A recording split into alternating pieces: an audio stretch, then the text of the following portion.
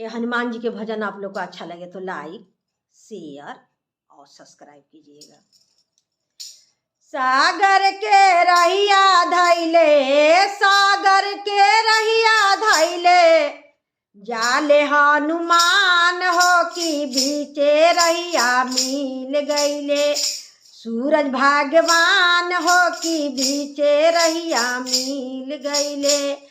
सागर के रहिया धैले, सागर के रहिया धैले, जाले हनुमान हो कि बीचे रहिया मिल गईले। सूरज भगवान हो कि बीचे रहिया मिल गईले।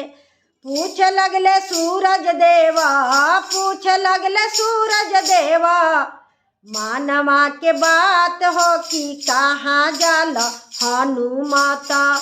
12 बजे रात हो कि कहाँ जाल हनुमाता। 12 बजे रात हो कि बीचे रहिया मिल गईले। सूरज भगवान हो कि बीचे रहिया मिल गईले। एतना सुनाता हनुमत, एतना सुनाता हनुमत, दिहले जवाब हो कि लक्ष्मण जी के लाग गईले।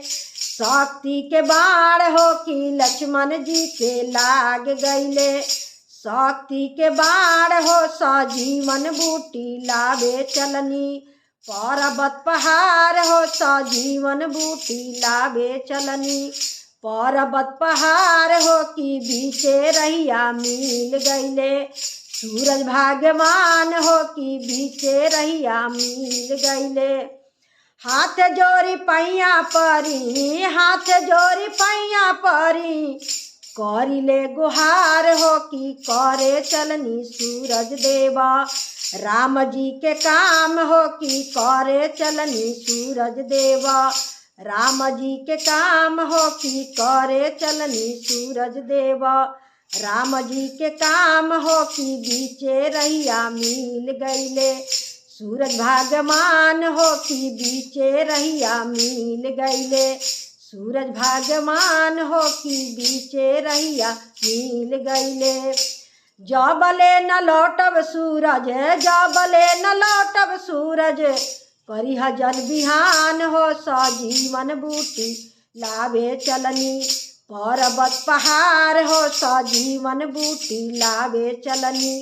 पर्वत पहाड़ हो कि बीचे रहिया मिल गईले। सूरज भगवान हो कि बीचे रहिया मिल गईले। सूरज भगवान हो कि बीचे रहिया मिल गईले। जबले न लौटबा हनुमत, जबले न लौटबा हनुमत, होई नाही भोर हो सजीवन बूटी लेके अइहा। तबे होई भोर हो सजीवन बूटी लेके अइहा। तबे होई भोर हो कि बीचे रहिया मिल गईले। सूरज भगवान हो कि बीचे रहिया मिल गईले। सागर के रहिया धैले, सागर के रहिया धैले, जाले हनुमान हो कि बीचे रहिया मिल गईले। सूरज भगवान हो कि बीचे रहिया मिल गईले। सूरज भगवान हो कि बीचे रहिया मिल गईले।